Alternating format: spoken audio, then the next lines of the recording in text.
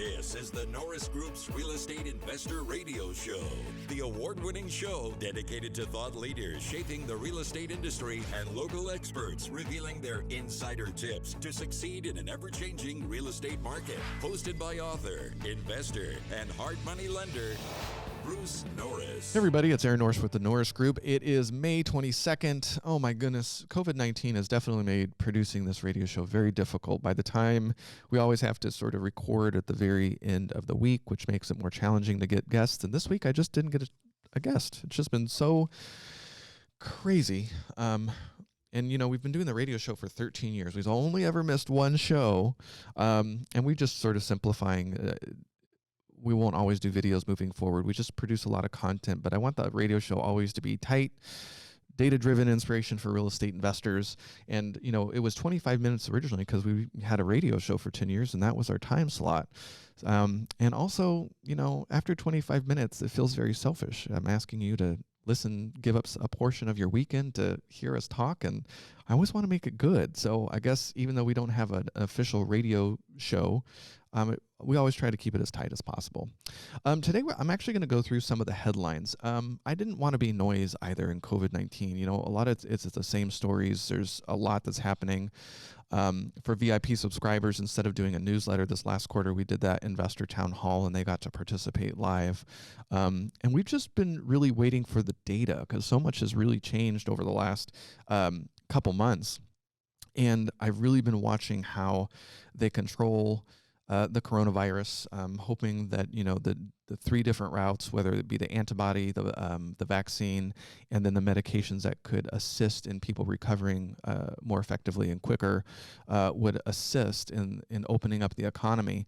And just watching how the real estate market sort of deals with that. And so we've got real estate and then we've got the financial markets. There's just a lot to cover. So containment and control, that's still what I'm watching. You know, I think all 50 states as of this week have a plan to roll out. It's the fourth phase plan that everybody's talking about.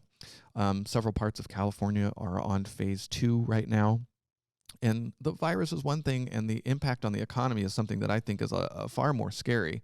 And, you know, at this point, with it going on globally, we're all connected. So it's not just watching what we're doing in the United States and California and our local cities. It's what's happening globally. It affects supply chains. It's crazy. So there's lots of discussion about recession and depression and the shape that that's going to take, from an L to a V to even a W, as people worry about sort of a second phase of the coronavirus coming through in winter. Unemployment in the U.S. now is 39 million, and some states are worse than others. Nevada, very reliant on tourism and the service industry. I think it was something over 25%, something like 28%. Here in California, we went from 3.9% in February to 5.3% in March. And of course, we really didn't have the shutdown until mid-March. And I haven't seen the official number for April just yet, but I know it's bad. And there are particular cities like the city of Los Angeles that are horrendous. But here's the thing. It's really not the complete picture, unfortunately. You have a lot of people that have exhausted their benefits that were already on unemployment since March, and they haven't gotten anything. So from March to May, you've got people out of unemployment benefits that are off that radar. They're about to come back on as of next week. The pandemic relief effort that they've been doing rolls out phase 3, which starts next week in the state of California, and it expands the unemployment benefits for an additional 13 weeks. So the number's going to get worse before it gets better. So I'm sure the headlines in the news media is really going to play that up, but it's been in the works for a long time. More than half the mortgages in the first quarter were refinancing. And it will be very interesting to watch Q2 since the rates were supposed to have dropped. They're starting to come down. I've heard some good things about loans have been really busy. All the lenders that I know, for people who qualify, they've been slammed. Refinances as interest rates dip below 3%. The Mortgage Bankers Association did a survey on servicers, and they say that 8.16% of loans are in some sort of forbearance, and some lenders are dealing with it more than others. Ginnie Mae loans had 11.26% of their loans in forbearance, while independent mortgage servicers reported a 7.85%. So that's a pretty big difference. And the FHFA announced the extension of foreclosure moratoriums for Fannie and Freddie all the way through June 30th. So one of the hard things to follow is you've got things happening at the Fed level, you've then got the state, and then some of the things are happening at the local markets, which is just insane to watch. So I know there's a bill in process right now that looks at some sort of forbearance that's attached to not just the state of emergency, but also a local state of emergency, stopping foreclosures until that's lifted. So you could have a very a progressive city decide to just have a state of emergency moving forward for the foreseeable future, and until they lift it, no foreclosures can proceed. And I think that's a really scary mistake. If you had companies leaving California now, why would you as a lender, mind you, the bill that's being worked on right now is for business purpose too, so it would affect hard money. So for those of us in the flip business, for the rental business, you might have capital really exit the state if there's no real clarity on the foreclosure rules. You're really messing with contract law. I suspect the state is going to get sued by somebody, but holy cow. I mean, how are you as a lender going to have a different scenario, not just for every state, but also every county and city? Oh my, that's insane. As far as building goes, building permits fell by almost 21% from March to April, and it definitely appears like builders are just sort of taking a wait-and-see approach on the side. Now, unlike the last market, like in 06, 07, we don't have entire tracks. They've been mostly building to suit. So they're not sitting on a bunch of inventory that's standing. They're just not moving forward with starts right now. So, if the market picks up, actually, they may even be willing to start jumping in if the economy can open up, because in some cases, flipper homes, new construction, and the iBuyer model is really going to be an advantage, as people don't want to be touring homes that are currently occupied. On both sides, the buyer and the seller just might decide, hey, I don't want people coming inside my house, and I don't know if they're healthy, or, and then you might have buyers going to take a quick pass, not just because you have, personal pictures on the wall and terrible choices of furniture and wallpaper, but just because they're worried about their health and how many people have come through and if they're going to get sick by visiting your home. So I've heard from flippers that their homes are definitely showing, and it seems to be a benefit to be vacant. Also, the side benefit right now is that only the people that are really looking right now are in the homes. So that's going to be something really interesting to watch over the next couple months as we enter phase 2 and 3 of opening up. Empty houses, way to go.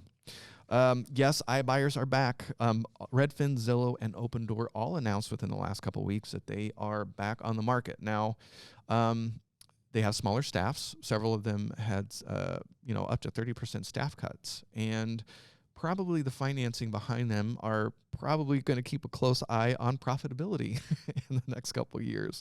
Now, with the model of the iBuyers, they're buying it directly from the sellers that are then moving out. They're doing slight fixes, and they're basically selling an empty, slightly refurbished home, which is definitely going to work well in their favor right now, and moratoriums should not impact them. So I could understand why they're going to go ahead and step forward.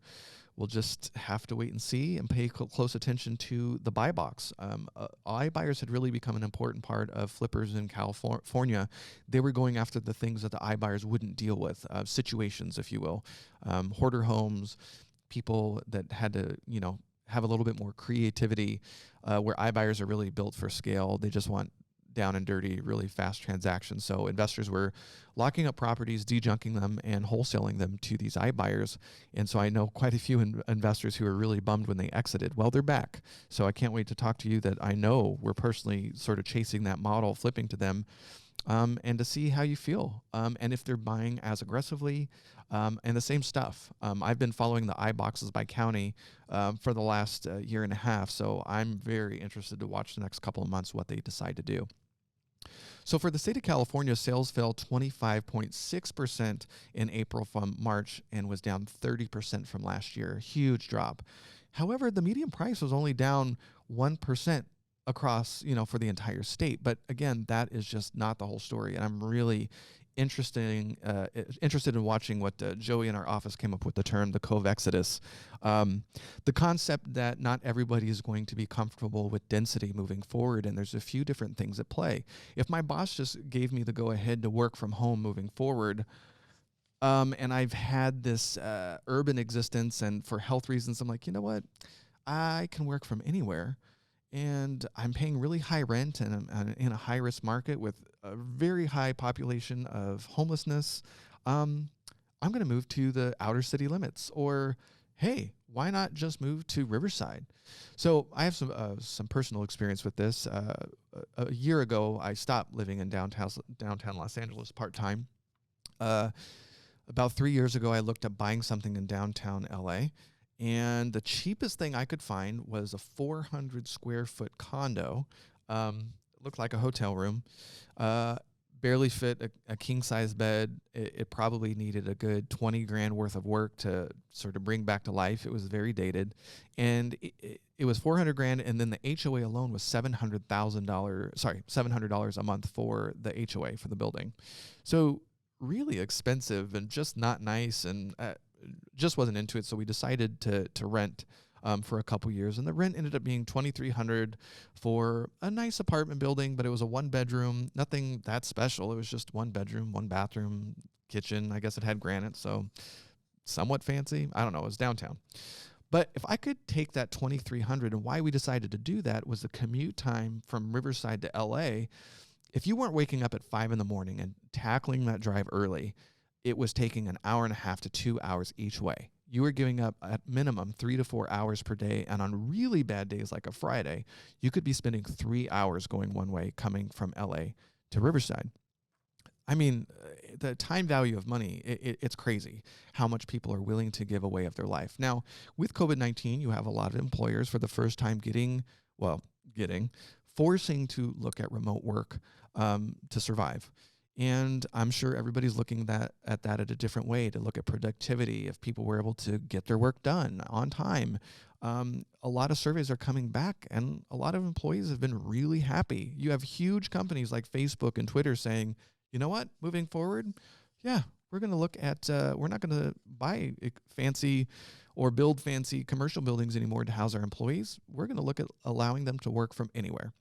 There's also in subsequent articles that have released, they're looking at pay scale too. If you don't have to live in a market like San Francisco in the Bay Area, you don't have to make $300,000 to have a condo. So it's going to be really interesting to watch. So the concept is a covexodus is that I'm going to move to more rural markets. If I'm able to work anywhere, I can live in Riverside and not have to give up 3 hours of my life, actually buy a home for what I'm spending in rent, and save all that money and spend it in the economy and have a huge lifestyle upgrade. How interesting is that? So I'm just going to be really fascinated to watch. Now, when I was looking at the data from the California Association of Realtors for April, the Riverside price change month over month from March to April, nothing. San Bernardino actually saw an increase of 2.8%. Orange County, their price was down 2.4%. San Francisco was 2.7% up. So I think you're going to possibly have winners and losers in the market, and it could be very micro. You could have people in Los Angeles downtown areas say, yeah, I'm out. This is crazy. I can't sustain living here. I'm uncomfortable. I'm going to live on the outskirts if my boss lets me work from anywhere. And who knows? Maybe they would even be willing to take less money for a more flexible schedule. It's going to be very, very interesting to watch. I'm really watching the political stuff right now. California, I'm really worried from the state perspective. You know, you had the big Tesla uproar, watching them really push back and open anyway and basically say we're moving to Nevada and Texas unless we get treated really well moving forward. And then you've got, it's not just the extreme controls, it's them messing with contract law. So I've been emailing back and forth this week with a journalist that I've known for over a decade that writes on mortgages. And he's saying that there's a current bill that's in process that affects all loans, whether it's non-owner occupied loans, business purpose loans. It's basically you just can't foreclose. As I mentioned, it's tied to the state of emergency that's going on right now. If they're able to do that, I just don't know how things like crowdfunding, hard money lenders, I just don't know how the finance world will view California and say, that's just not the rate anymore. California is too risky. There's no clarity on how I can proceed if somebody doesn't make payments. And nobody's really talking about it's got to be COVID related, or it's, you've got to show proof. It's just a blanket. We're doing it for everybody. Don't worry about it. Don't pay. I just don't think that's going to do well for the economy and lending and finance overall. I have got wind that some states, for those of you who are just like, this is it, this is the straw that broke the camel's back, I'm moving to Nevada. There are states that are so upside down in revenue at the county level that states that don't have income taxes are looking at it for the first time. So that's something else I want to start following over the next 6 months as states deal with the states and localities. They were already having buried. I know the county of Riverside, for instance, was really buried in an adjustment that the CalPERS system made. And so it was the county, it was the city, everybody was looking at huge deficits and the cuts that they were going to have to make already pre-COVID because of the large commitment to the CalPERS retirement program that they were going to have to start backfilling. For a decade, CalPERS was miscalculating, and they were running their averages, I think, on an expected 6 or 7% return, which they didn't reach for on average over the last decade. So it's like all of a sudden they came back and said, yeah, we're going to have to make up for that, and here's the real number. So that completely shook a lot of counties and cities that are looking at huge deficits already. And now you basically shut down the economy, sales tax, you have unpaid property tax, all that kind of stuff for the last 2 months. And a lot of that is going to continue for at least the next month. They're in trouble. They're looking at huge budget gaps now on top of that problem. And I just don't know how to get out of it. It's going to be crazy. So lots of things to watch. It's probably going to happen on the backs of some kind of tax increases at the local level, which is not going to be popular, which might have more people leave. Hopefully the federal government will step in at some level. It looks like that's the way that they've decided to solve some of it. It was interesting to watch Pelosi say we need another $1 trillion in funds, a month ago, and Trump's like, $1 trillion, we need $2 trillion, and now there's another $3 trillion bill in the works where Democrats and Republicans are fighting. Yeah, we're clearly going to see at least one more round of aid that starts with a T, and how they decide to position that money.